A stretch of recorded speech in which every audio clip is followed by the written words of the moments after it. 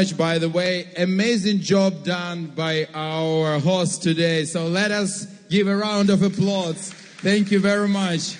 You did a fantastic job during these 2 days. Dear ladies and gentlemen, we're moving to the end of our conference, of our forum. But I think now we will have maybe the most important conversation from many points of view. You know that in the program it was marked as a secret guest. It's time to reveal the secrets. So I'm very much honored to invite to this stage His Royal Highness, Prince of Iran, Mr. Reza Pahlavi.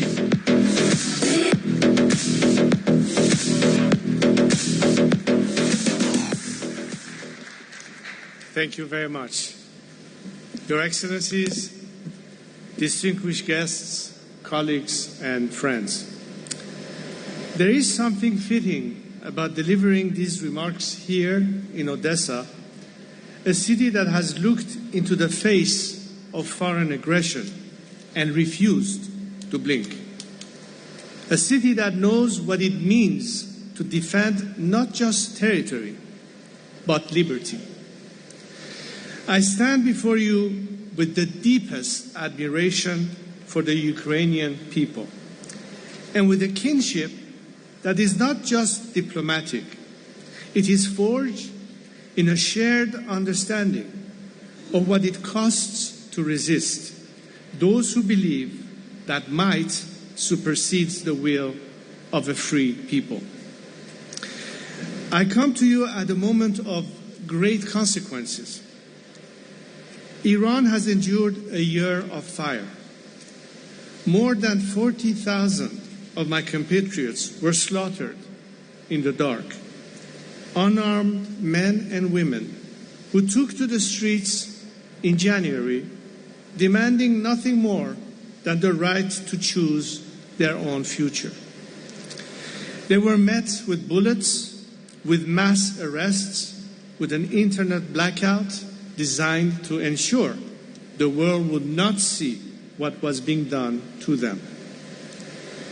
My country has been struck from every direction, by the regime from within, and by the consequences of the regime's own recklessness from without.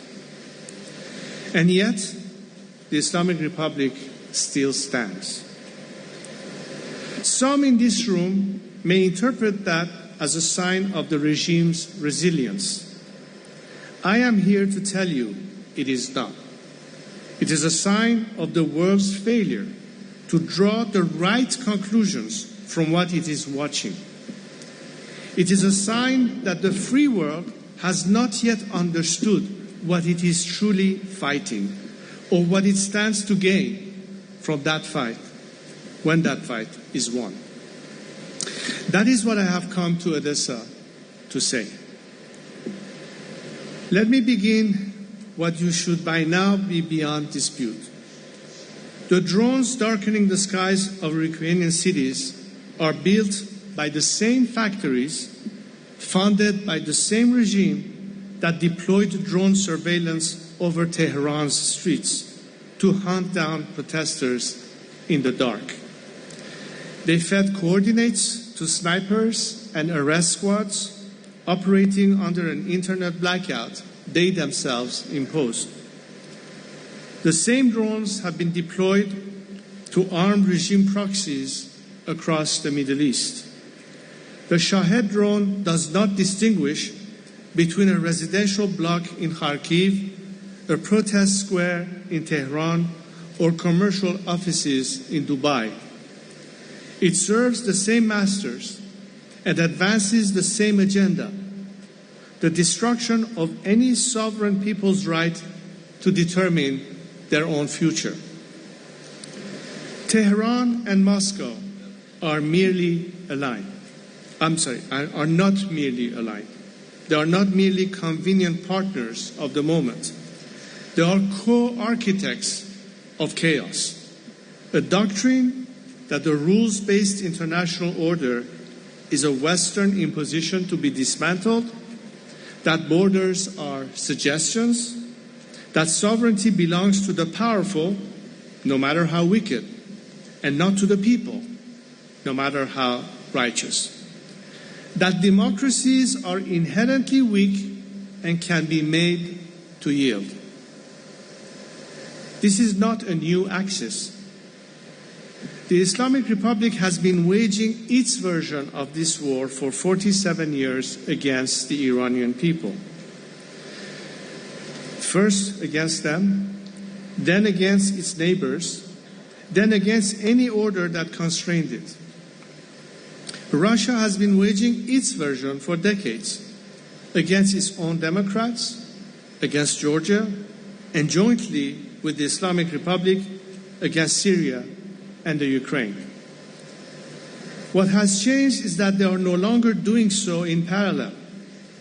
They are doing so together, coordinated, emboldened. They have been watching very carefully to see whether the free world will respond with the seriousness this moment demands. Make no mistake, they are watching your response to Ukraine's invasion to calculate their next move in Iran. And they are watching your response to Iran to calculate their next move here. I want to speak directly about something that has troubled me in the years I have spent engaging with governments and security establishments across the democratic world. There is a persistent temptation, understandable, human, but ultimately catastrophic and self-defeating, to seek a deal with despots, to find a way to manage them, to appease them, to sign an agreement, ease a sanction, extend a hand, in the hope that a marginal concession would purchase stability. A rabid dog knows only to bite the friendly hand. I understand the appeal. Democracies are accountable to their people. They want results. They want to come home from the negotiating table with something to show. A piece of paper that can be brandished as peace in our time. They want the conflict to be over, the threat to be contained, the problem to be solved, so they can move on, even if only for the duration of their mandate. But let me draw on 47 years of watching the Islamic Republic negotiate with the West, with its neighbors, with international bodies, and tell you what I have seen. Tehran and Moscow play the same rules. The Gromyko rule you are all too familiar with. Begin by dragging things out until your adversaries wear themselves down. Then put forward hardline demands you know they won't accept. Next, hold them responsible for the deadlock. And finally, use the delay to consolidate and improve your position on the ground. Every agreement has bought time for the regime, not for the people and not for the free world. Every sanctioned relief has funded not schools or hospitals, but the Revolutionary Guard, proxy armies, and the drone factories whose products now circle the city. Every handshake extended to its representatives was a photo op the regime used at home to prove that the world accepted it, and used abroad to prove the other rogue actors that patience and persistence in the face of international pressure yields dividends. The Iranian people who have suffered under this calculation for nearly 5 decades have a message for you. They paid the price for every deal the world made with their oppressors. They asked that you not make them pay for the next one. Patient engagement with tyrants does not produce peace. It produces better armed tyrants and more exhausted people. Never trust the world of tyrants. History has recorded this lesson repeatedly. It was true of every accommodation made with the Soviet Union that simply delayed rather than resolved the confrontation. It was true of every concession made to the Islamic Republic that simply rebuilt with maximum pressure had dismantled. Only democracies build lasting peace because only democracies are answerable to the people who bear the cost of war. Despots are not answerable to no one. And that is precisely why no agreement with them is ever final. I want to say something now that I believe this forum is uniquely positioned to hear. A free and democratic Iran is not merely an Iranian interest. It is one of the most consequential strategic opportunities available to the free world in this generation. Consider what changes the day the Islamic Republic falls. The principal financier and arms supplier of Hamas, of Hezbollah, of the Houthis, of the militias destabilizing Iraq and Syria is gone. The regime that has supplied Russia with the drones currently threatening this city is gone. The military nuclear program developed for coercion is terminated. The engine of Islamic extremism that has spent nearly 5 decades exporting instability across 3 continents is disassembled. The Strait of Hormuz is not used to hold the world economy hostage, but to facilitate international commerce and cooperation. And in its place, a nation of 90 million people, educated, entrepreneurial, historically moderate, and geopolitically significant, rejoins the community of nations. Iran sits at the intersection of the Caspian, the Persian Gulf, and Central Asia. A democratic Iran anchored in the free world does not merely remove a threat. It creates a peace dividend of historic proportions for Europe, for the Black Sea region, for the Middle East, and the rest of the world. Ukraine and Iran are fighting different battles on different soils, but we are fighting the same war. We are fighting for the principle that sovereignty lies with the people, that borders are not negotiable, that the international order is not merely a suggestion, that the strong do not have the right to devour the weak. A democratic Ukraine that endures is a beacon for every people subject to foreign aggression. A democratic Iran that rises is a beacon for every people living under theocratic oppression. Each of our victories strengthens the other. Each of our defeats emboldens the same forces. This is why I am calling for a transatlantic coalition, not merely to support Ukraine and not merely to pressure the Islamic Republic, but to confront the Moscow-Tehran axis as the unified strategic threat that it is. This means coordinated sanctions enforcement that does not allow one side of the axis to compensate for pressure on the other. It means arms and intelligence cooperation that recognizes that Iranian drone and missile supply chain as a NATO-relevant threat. It means explicit political support for the democratic opposition in Iran, not as a geopolitical gambit, but as a matter of moral and strategic coherence.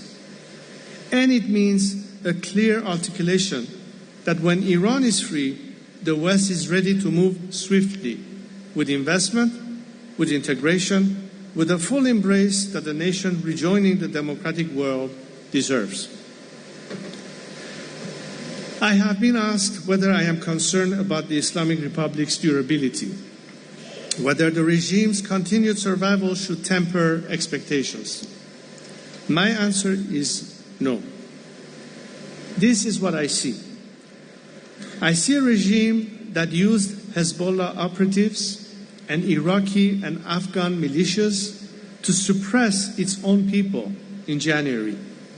Not because it was strong, because its own security forces could no longer be fully trusted to fire on Iranian citizens.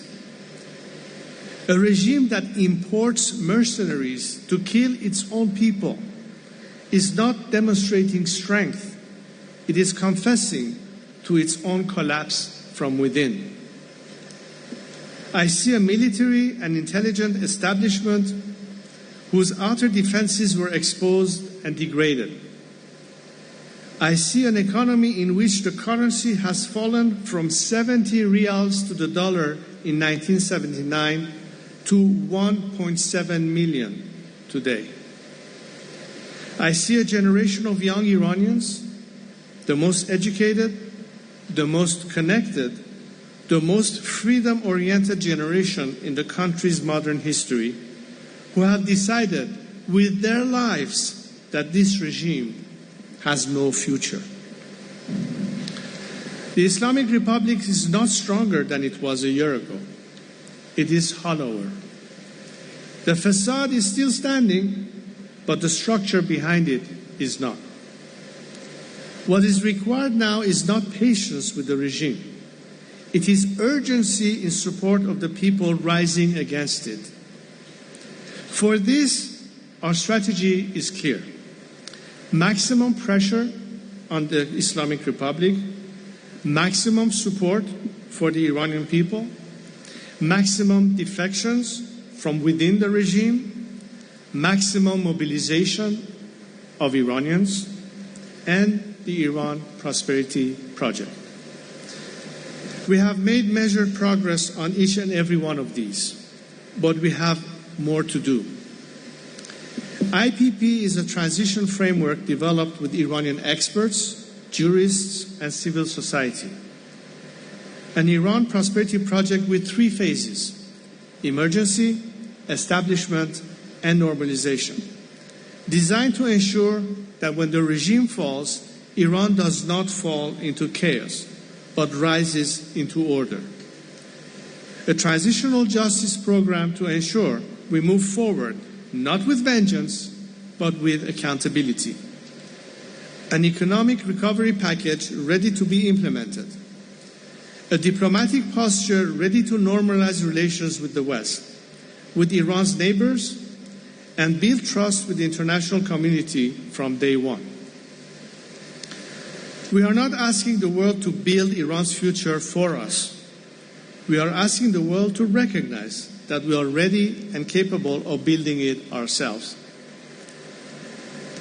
And that standing with us now is in the strategic interest of every nation in this room. We do not need nation building. We are ready to build back our own nation. Let me close with this. 47 years ago, my family was forced to leave Iran. I was 17 years old. I left to train as a military pilot, but never returned home. That was not my choice, while it has never stopped being my country. For 47 years, I have carried the voices of Iranians who could not speak for themselves in the rooms that mattered. I have never stopped believing that Iran would be free. I have never stopped believing that the Iranian people, who gave the world the first declaration of human rights in Cyrus the Great's cylinder, deserve to live with the dignity they themselves defined for civilization. I am not here today to ask for sympathy. I am not here to describe suffering, though the suffering is real and staggering. I am here to make a strategic argument to this strategic audience at this strategic moment. The Moscow-Tehran axis is the defining adversarial alignment of our era. It must be confronted as such, with the same coherence, the same resolve, and the same transatlantic solidarity that defined the West's finest hour. Ukraine has held the line at enormous cost. Iran is paying an enormous price to break free. The free world has moral, strategic, and historical reason to stand with both. Do not negotiate with the axis of chaos. Confront it. Do not manage the Islamic Republic. End it. Do not wait for a better moment. This is the moment. I'm not waiting. The people of Iran are not waiting. History is the tale of actions, not contemplations. We are doing our part. Join us. Slava Ukraini, Payande Iran.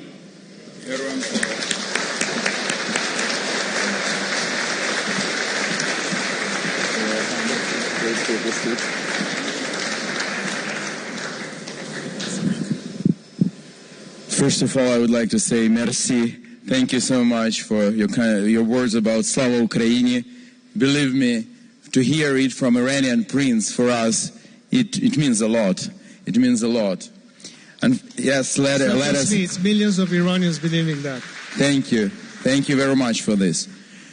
You know, unfortunately today, when Ukrainians hear Iran, they think not about wonderful country. No, they don't think about great history.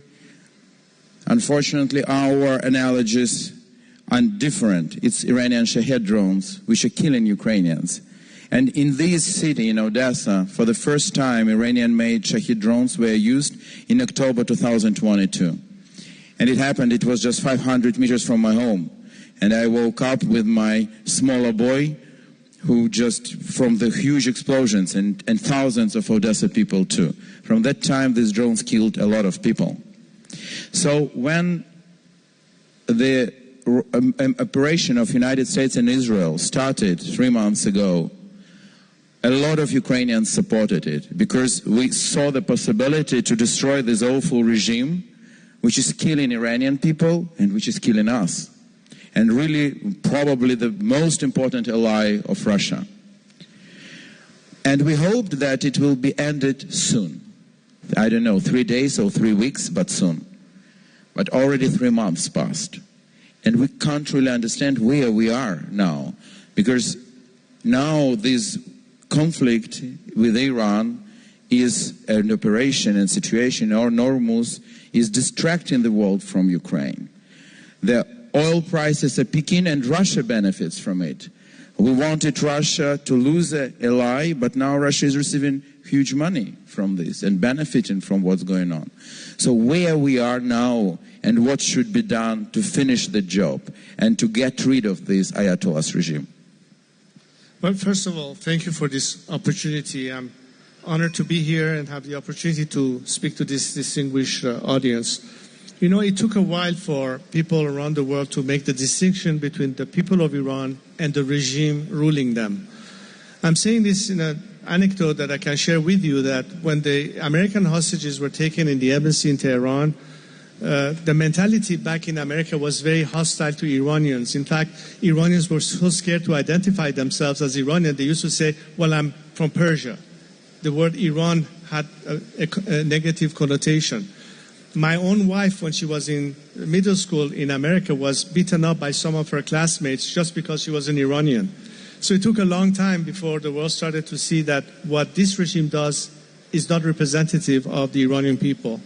And throughout the years, Iranians that had sought refuge or had to leave the country and assimilated into various host countries that ended up becoming citizens in, whether in America or Canada or in Europe, have proven to be what the true sentiments of Iranians is. They are compassionate, they are peaceful, they are committed to liberty, and they only had to escape our country because of what the regime did to them. And when you fast forward from 1979 to 2026, this very January that I'm talking about, I think the world saw that Iranians, young Iranians predominantly, are ready to risk everything, including their lives, to fight for their liberty. And that's the distinction between a regime that suffocates them, that has taken them hostage from day one, and is still ruling them, and is a problem not just for us, but for the rest of the world. In that context, I think the destinies of the people of Iran and the people of Ukraine is one and the same. Our destinies are sealed. Your victory is our victory. Our victory will be yours. Why? Because we are fighting the same common enemy.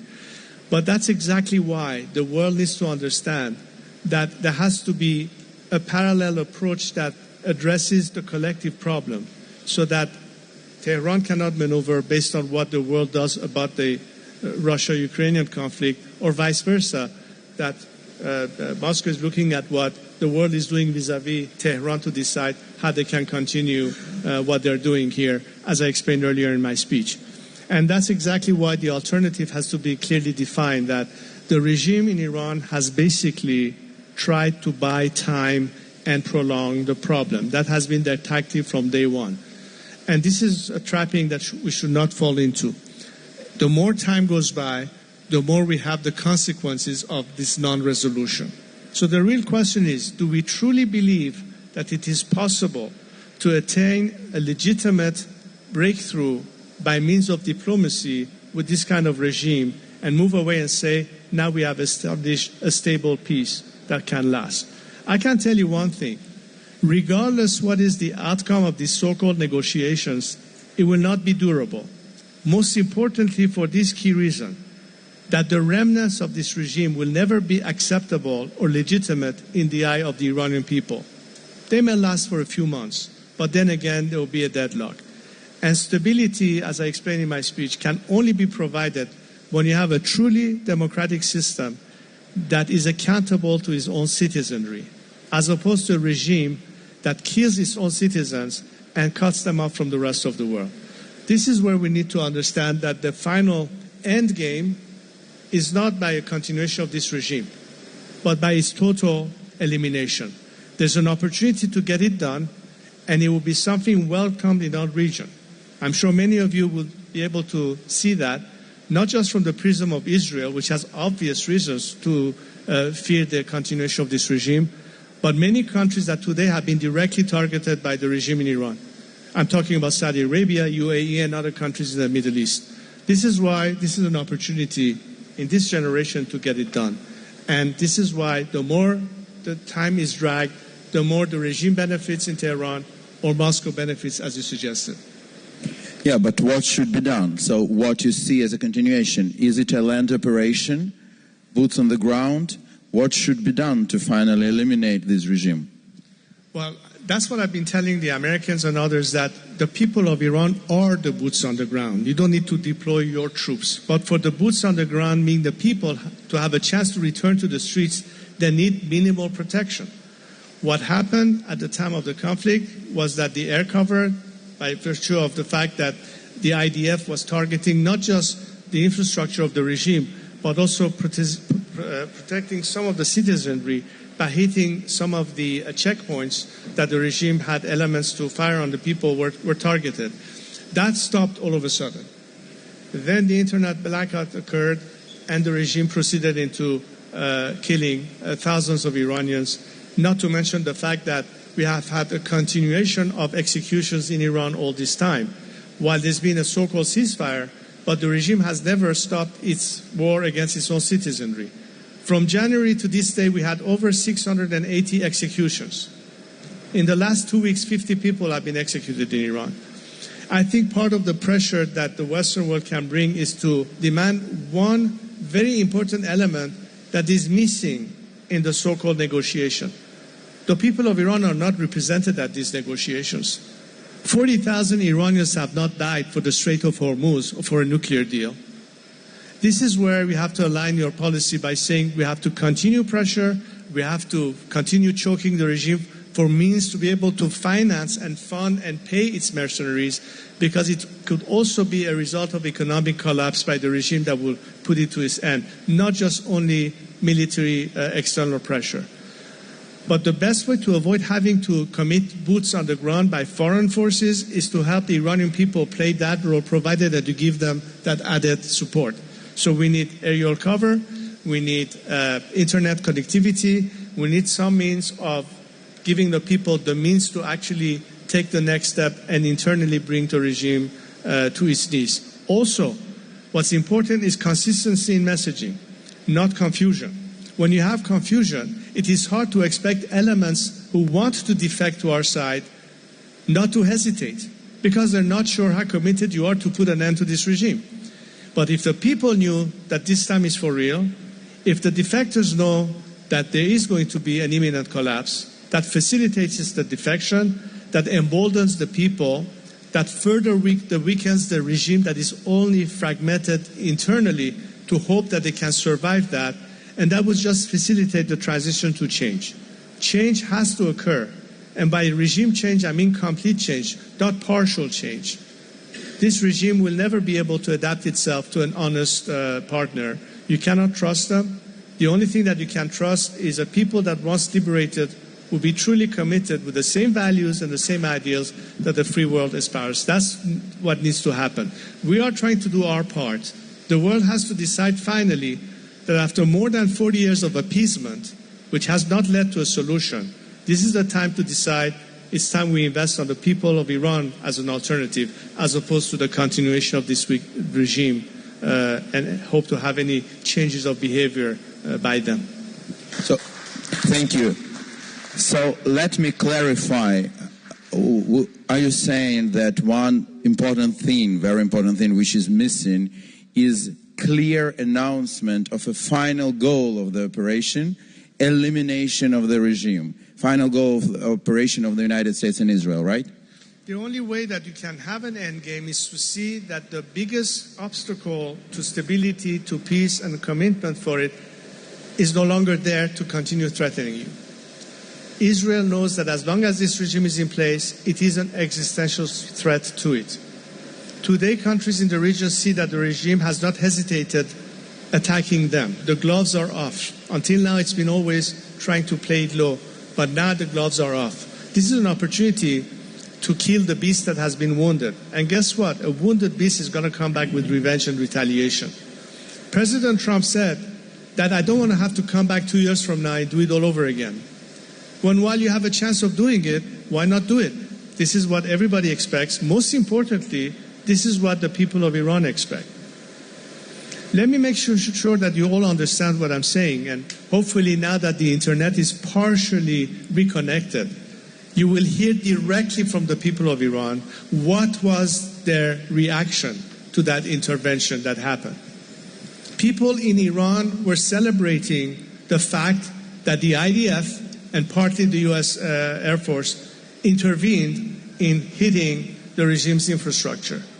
People have named streets in Iran after President Trump. This is a nation that looked at it from the prism that this is an intervention that is literally humanitarian to protect more lives to be lost. For us, it was a liberation intervention.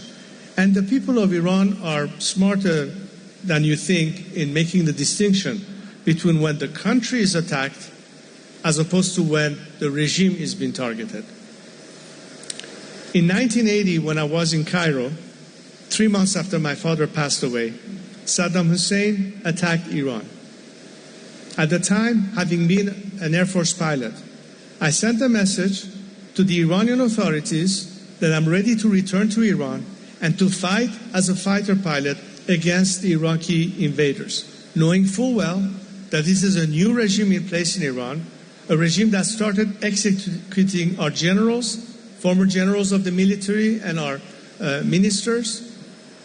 Some of them were my commanders when I was training in Tehran on an F-5, because this is an aggression to my country. I had to protect and defend our territory. But when the targeting was the instrument of repression against our people to be weakened, so the people have a fair chance to stand up to it, that was a welcomed intervention. This is why it's important to understand the distinction between when an intervention is necessary as opposed to where everybody condemns war systematically because war is just bad. Well, during the Second World War, I asked some French people, what was your sentiment the day the Allied forces landed on the beaches of Normandy? Wasn't that part of the French liberation? I think the Iranian people saw that intervention as something that would weaken the regime that is hitting them. The same regime that during the Women's Life Freedom Movement was shooting young people in the face. I'm sure you've heard the victims of that moment. How many generations of Iranian protested in at least the last 10 to 15 years? From the Green Movement on, you have seen more and more frequency of people, despite the regime repression, come to the streets and fight. The last time they were on the streets, 40,000 of them were massacred. But millions of Iranians supported that. And today, across the world, we see the diaspora. From New Zealand and Australia to Europe to Canada and the United States, all standing in solidarity with the Iranian people. Yes, we are all victims of the same thing. You see often next to the Iranian flag, the flag of the Ukraine. We remember what happened when PS-752 was shot down by this very same regime. And one day we hope to have true accountability to what really happened there. We have a commonality of interest in making sure that this regime is no longer there. We have to make sure that it is defeated. It can be defeated. But as much as you trust yourselves in your resilience as Ukrainian, pushing back against the enemy aggressor, you should trust the Iranian resilience that are willing to fight to the very end to free ourselves from the regime. And I think here's an alliance that can start, and hopefully we can have more traction and have more governments of the free world, particularly here in Europe, to join with us and be supportive of that alternative. That's win-win for all of us. And I think this is exactly what it all boils down to. It should not be about the price of a gallon of gasoline. It should not be about midterms election. It should be about democracy defeating tyranny. Thank you. But the question is, we saw during last many years, we saw several attempts of big protests in Iran. You already mentioned some of them. And last protests in January were really big. The question is, why after start of operation we don't see this protests? The internet is cut, we understand. Maybe we just don't know. So, or maybe the moment was lost when the operation should start earlier, when people were on the streets and were ready to fight. Or maybe, as some people say, Iranians are rallying around the flag, feeling it as an attack on Iran. So this is a very important question for us to understand. Well, that's exactly why I told you the distinction. As I said, the people inside the cities that were hit by the intervention of the IDF or the U.S. Air Force were actually celebrating these attacks. The video is out there. There's tremendous amount of footage in social media that some of you may have seen, and you haven't. I hope that you take a look at it. This is coming straight from inside Iran. This is not manufactured. This is not an interpretation. This is actual video footage of people in Iran, different cities, that were in fact cheering the fact that something is being done to weaken the biggest enemy of the people, being the regime itself. Now, what happened is that momentum stopped all of a sudden. It was supposed to be continued. All of a sudden we heard, stop eliminating regime leadership. You know that many people were taken out, including Ali Khamenei, the supreme leader. But all of a sudden, it was said that don't take someone like Ghalibaf out. We need him to be part of this diplomatic effort of resolving the problem. That conflict stopped out of nowhere, leading into this phase of so-called ceasefire for potential negotiations. The fact that the momentum stopped doesn't mean that people's resilience has stopped. The problem for us is not our resilience to continue the fight. It's the opportunity to safely come back to the streets. When January 8th and 9th happened, we had to adjust our tactics. We had to retreat back home. I told my fellow compatriots, the next time there's a call to action, it has to be done in an environment that is conducive to be able to at least minimal casualties possible in risking to come back to the streets. We cannot do this when there are mercenaries in Iran that the regime is bringing to shoot people. We cannot do it when there are still checkpoints where snipers are shooting civilians. This is an element of coverage that will enable the people to come back to the streets. So there is an external component to that. You cannot simply say, Iranian people, you're on your own, good luck, try to emerge. Look, maybe we might have to do that, but the cost of human losses is staggering if we have to do this all alone without any kind of external protection.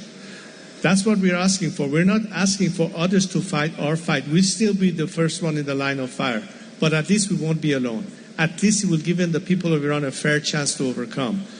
You embolden them as opposed to embolden the regime. Everything is a balance that tilts towards the people as an alternative, as opposed to tyrants that try to maintain themselves in power by using maximum brutality against their own citizenry. And we have seen examples of this many times in history. The tide changes the day the world finally puts complete pressure on the system and forces it ultimately to surrender, and in this case perhaps collapse. Because this is not the regime of South Africa that begins negotiating with Nelson Mandela and puts an end to apartheid. I hope we could do it that way. But with this regime that kills 40,000 people in less than two days, I don't think you can reason with them. The only way is to take them out. And when the Iranian people who are defenseless, who are without arms, have to face that level of brutality, how do you change the equation? The only way you can change the equation is to give them equal footing. And the only way is to give them a chance to overcome the regime by severely hitting the regime when it hurts their ability to conduct war against their own citizenry. It is truly a war, but it's not so much a foreign war as it is a war of a regime against its own people. That's what needs to be understood. So therefore, people are not rallying the flag because they think this regime is there to protect the nation against a foreign aggressor. This is a regime that is prepared to bring in foreign mercenaries to kill their own citizens. I think it's very obvious to the people of Iran.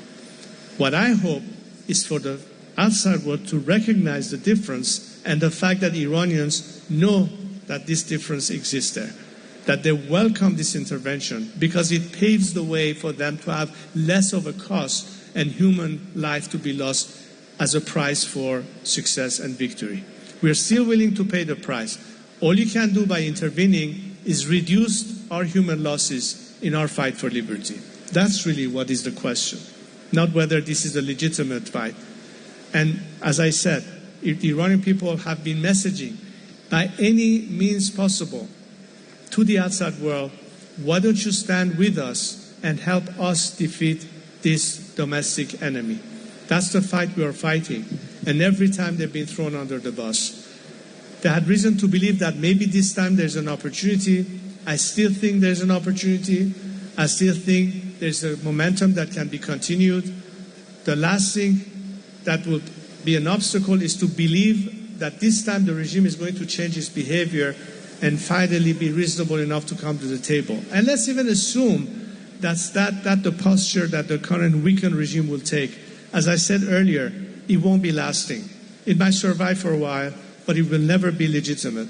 The people of Iran have sacrificed too many lives to settle for the remnant of this regime. This is not Venezuela in a post-Maduro period. The Iranian people want a clean break from this regime. That's what we need to have, a total liberation, if you want to have a legitimate democratic alternative to the current theocracy ruling Iran. Thank you. There is so many parallels and analogies because what Ukraine was suffering from, this indecisiveness of our allies. When the Russian aggression started and our allies supported us a lot, and we are very thankful to the United States, to European countries, Great Britain, other allies of Ukraine. But the problem was that there was no clear goal that Ukraine should win, because it was like Ukraine should overcome, Ukraine should survive, somebody were telling Ukraine should win, but were afraid of Russia to lose. And this indecisiveness and ambiguity harmed us, and that's why we are now where we are. So when I hear you, I hear so much in common.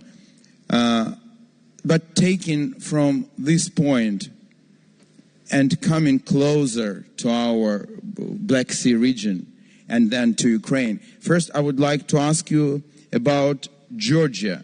And recently, there was an editorial in Washington Post which said that Georgia, previously known as a reliable Western ally of all places, was slipping into Iranian regime's orbit. A recent report from the Hudson Institute, by the way, one of our partners of this forum, said Iran was able to build a huge network of IRGC front organizations in Georgia. Why do you think Iran would be interested in invest so much in Georgia, in Black Sea area? What is their purpose? Well, obviously, when you try to export an ideology, which is exactly what this regime from day one had in mind, not for the interest of the people of Iran, but to basically export this ideology beyond our borders, they will stop at nothing. If they could do it in Europe, tomorrow they do it in the Western Hemisphere. This is why the hand of the IRGC has been extended all the way to the Western Hemisphere. As much as we are concerned about the Moscow-Tehran axis, what about the Tehran-Caracas-Havana axis, which is part of how far the regime was willing to stretch? In the last few months, I've been traveling in Europe, visiting various countries and meeting with various parliament leaders and government officials. And if you look at the pattern of behavior, what the regime has done in now threatening the domestic security of these countries, targeting citizens of different countries, whether German or Swedish or others, by extending through their networks, by radicalizing the population there, either out of anti-Semitic sentiments or basically anti-Western positions, the regime will stop at nothing. And that's exactly part of their tactics to the staying power of dissuading the world that they have a chance to see through and gain some time. And meanwhile, they have been doing all of that. This is a very different story than, let's say, North Korea, which is a pariah state, and every now and then does some saber rattling and fires a few test rockets. But I don't think it's a country that is trying to export a communist ideology anymore. The regime, the Islamic regime, has reason to do what it does because its existence depends on its ability to have success stories to tell its hardcore supporters, not just in Tehran, but all of these radical forces. So when we came to Europe and told them, listen, understand that this is a problem. I remember a conversation I had years ago with a member of the House of Lords in Britain. We were traveling in Switzerland. This is 1981, a year after the Iran-Iraq war. And I told him, Your Lordship, the way that Europe looks at the Middle East, you think that it's a region far away from your borders. A bunch of Muslims are hitting on each other's head. It's not really going to affect you. But it's going to end up in your own backyard one of these days. Look at Paris today. Look at London today. They're trying to impose Sharia law, not in Damascus or Tehran, but on the streets of Belgium, on the streets of Paris, on the streets of London. How far are you going to allow this radicalism to continue to exist? It's a direct threat to the stability and the demographics of Europe. And the minute you talk about Islamic radicalism, they said, oh, you are Islamophobic. Let's not talk about that. Well, look at the consequence. They've been given the chance to do that. Why? Because for 4 decades, the central foreign policy of key Western governments has been appeasement, with the hope to force the regime to have a change of behavior. That has been the basic strategy of Western governments, U.S. included, mind you. Has it paid off? No. It has only allowed this regime to remain in power, to be able to expand its, deploy its reaches, not just Hezbollah and Hamas in the immediate region, but all the way onto European soil. That's another reason why we're saying that, look, The only way to reverse all this cycle of forced migration for Europe that is already so saturated, one way to alleviate your energy requirements so you don't have to be blackmailed by Russia every winter for energy uses. For a country like Iran that has one of the largest reserves of gas that can provide for decades Europe with its energy requirements, don't you think that all of this rides upon this regime no longer be there? Can you actually conduct clean business with a corrupt IRGC-controlled country that controls every aspect of the Iranian economy? You want them as an honest partner in this? Of course it's not going to happen. So everything rides onto the fact that a change that will be lasting, a change that will be conducive to economic opportunities once the regime is gone, not to mention all the security concerns. It all depends on this regime to be finally defeated. And most importantly, you're not forcing that on a nation. The people who ask for this the most are the people of Iran themselves, who have been crying out for help for all this time. They've been voiceless. I try to be their voice to talk to all of you here and elsewhere that for one time, after 47 years, try to find a solution beyond the regime. Trying to do more of the same and expecting a different result is pointless. The alternative is not this regime. It's the people who are committed to be your true allies, who share the same values of liberty, of democracy, of non-discrimination of any kind, versus a regime that has been the institutionalization of discrimination, first and foremost against women, and then against minorities, or ethnic groups, or religions, and so on and so forth. Everything is riding about the disappearance of this regime. It's good for us as a nation because we'll be liberated. It will be good regionally because people in the immediate region will be positively affected by it. That goes towards all the Black Sea region, Georgia, others. But the game that the regime is playing is proxy deployment of exporting an ideology. What we're trying to do is to guarantee stability, peace, and opportunities in the future by means of liberating Iran, and that's exactly what's a choice to be made. Either you believe that we can continue with this regime still existing, or this is truly an opportunity to change the world for the better. The people of Iran are ready to act. As I said, we're not waiting for it, we're doing it. We hope that you join us in this fight. Thank you. We don't have much time left, but this is super important and interesting conversation. So, keeping in mind that we are short in time, I want to ask you several more questions. First, let's speak about elephant in the room. In our case, crazy bear in the room, about Russia. I will not ask you, it's clear, you said clearly Russia and Iran are closest allies. We all know this, we feel it on ourselves. The question is, Iran definitely was helping Russia in their war against Ukraine. Is Russia now helping Iranian regime to survive during this operation? Is Russia providing military intelligence to Iran? Is Russia providing weaponry, all these surveillance systems? Are there Russian intelligence, agents of Russian intelligence active in Iran right now? Well, way before the conflict with the Ukraine, the relationship between Moscow and Tehran, particularly with the military apparatus, has been long-standing. It started decades ago. So there's nothing new to that.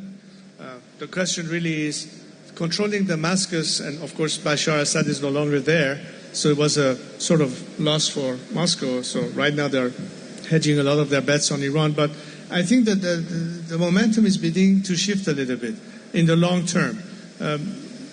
As I said, I think Moscow is waiting to see what the world is willing to do vis-a-vis the regime in Iran. They know that it will play very much against their interests if Iran is liberated. Likewise, as much as what's happening in the theater of the Ukrainian conflict affects us as well, because those two axes feed on each other's victories, meaning our collective defeats. That's really what's standing. So that's why I think that the policy should be not just to think of Iran alone and separate this from the Ukraine and what you have to face as Ukrainian, but to understand that both of these simultaneously work together. Whatever works for you works for us, and I think it's vice versa. This is the only way to put an end to that axis that is benefiting from this lack of cohesion or coordination, if I could call it that.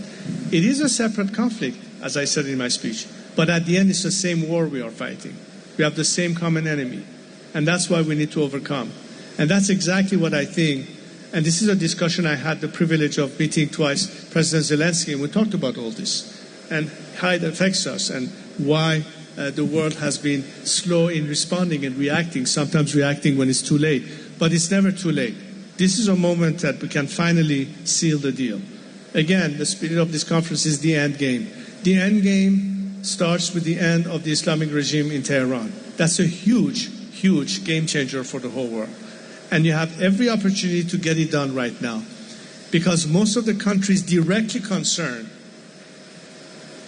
even if some of them are not yet publicly stating it, but in the last few weeks, they have many more reason to be quite more aggressive about stating it, see that as the final solution. I believe the Saudis see that, the Arab Emirates see that, other countries in the region see that. And what's frustrating is that while the momentum was going on, all of a sudden it stopped. And there's a big concern about not being clear on the intentions. We need to reverse that. There has to be a clarity of purpose. There has to be an understanding that this is the ultimate solution. I think it's important for President Trump not to think that he's alone in that.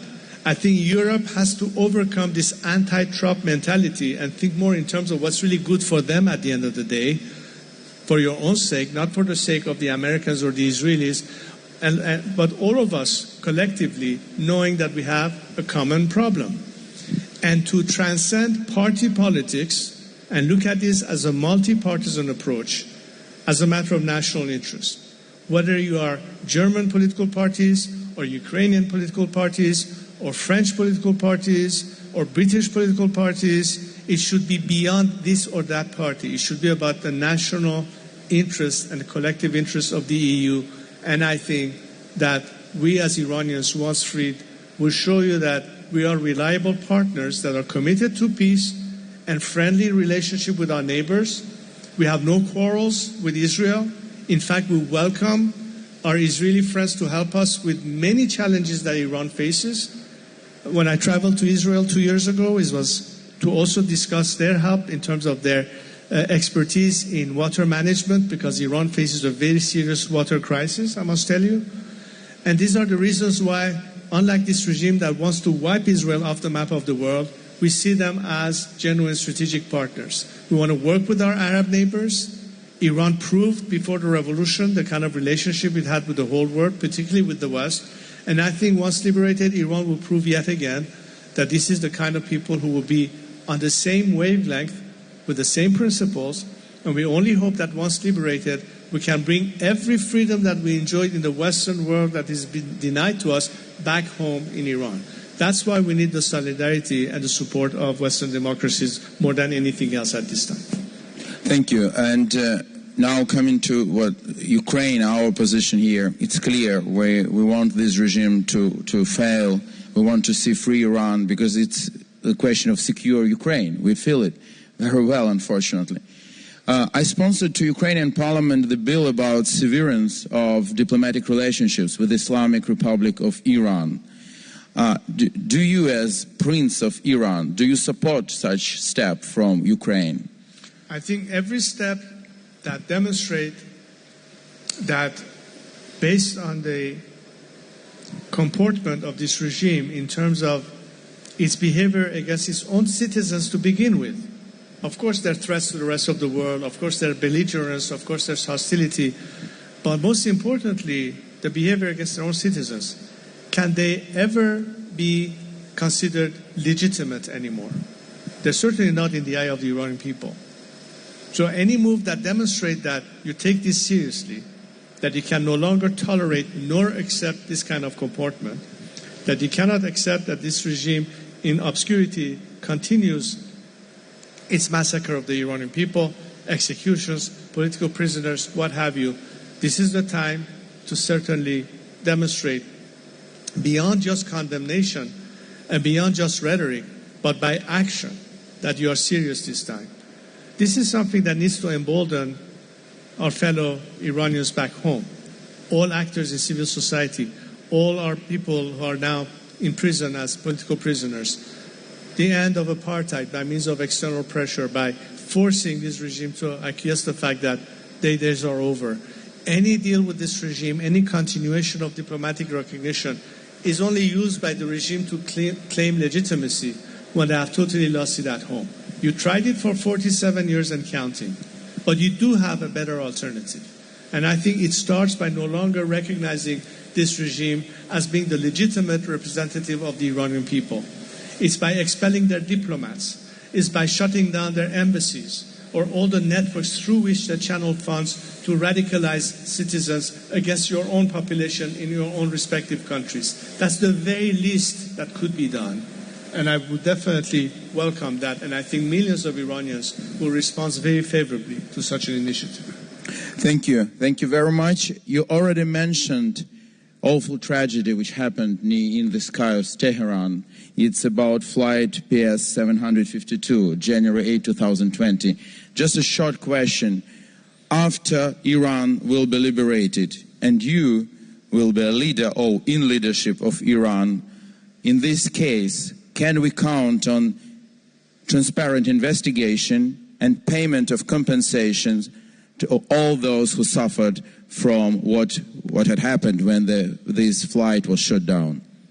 I mean, there has to be justice for the victims. I met with many of the families of the crash, and it was not a crash; it was an actual targeting by deliberate targeting. Of course, I mean, unfortunately, that's something that is tagged as on the responsibility, and justice has to be served. Again, part of our transitional justice plan, as I mentioned in IPP, addresses many issues in terms of what's happening. And hopefully the rule of law and transparency will resolve many of these outstanding issues that cannot be ever resolved as long as this regime is in power. So that's definitely something that will be conducive. Reason more for us to expedite the demise of this regime so that finally we can have true rule of law through judicial process and for justice to prevail for any victim of this regime's behavior, Iranians and foreign nationals together. Thank you very much. And I want to ask you to make a short address to Ukrainian people, to those who are listening to us now, who will listen after. Just give an address to Ukrainians who are listening to you now. What I can tell our friends here in the Ukraine is that we as Iranians appreciate many of your fellow compatriots living abroad, standing together with us during demonstrations of the diaspora in support of our fellow citizens at home. We have seen so many countless Ukrainian flags flying right next to ours. And that means a lot. When I went recently in Germany, participating in the last security conference, I went to the main square where over 250,000 Iranians had gathered in demonstration that day, and there were so many Ukrainian flags flying there. It was about Iran, but yet the flag of Ukraine was there, which shows one thing. It shows a solidarity, but also a sympathy that you have shown to Iranians, not only arguing for Ukraine, but understanding the commonality of interest. And you've seen many Iranians participating in demonstrations of your fellow Ukrainians in different countries. That's very important, that sort of people-to-people relationship, because that's really what lasts at the end of the day. Regimes change, governments come and go. What's eternal are people. And that bond, I can't put any value to it. So thank you all for standing with us. Merci. Thank you very much. Your Highness, that's your first time in Odessa. That's correct. Your first time in Odessa and your first time in independent Ukraine. As I know, you told me that you've been in Kiev many years ago when it was still part of Soviet Union. 1976. Yes, many years before I was even born. But I would tell you that we all want this to be not the last year visit here. So first of all, as a chairman of Black Sea Security Forum, I want to invite you next year for our next edition. We will have a special panel about Middle East and Iran. I hope that you will come to us from Free Tehran. I hope very much. And I hope you will come to peaceful Odessa when the war will be over. But in any case, we want to continue this conversation. We want to continue this bond. We want to continue to work together. Because, you know, we are Tehran, Odessa, Kiev. You know, we're different from Las Vegas. You know why? Because what's going on in Odessa, in Kiev, and in Tehran never stays just in Odessa, Kiev, or Tehran. The whole world feels what's going on in our city. And we need to do in our cities, in our countries, and we need to do everything we can to make not only our countries but the whole world better. Well, hopefully we'll have a sister city in Iran for Odessa. That would be amazing. Thank you very much. Ladies and gentlemen, His Royal Highness, Prince of Iran, Reza Pahlavi. Thank you so much. Thank you so much.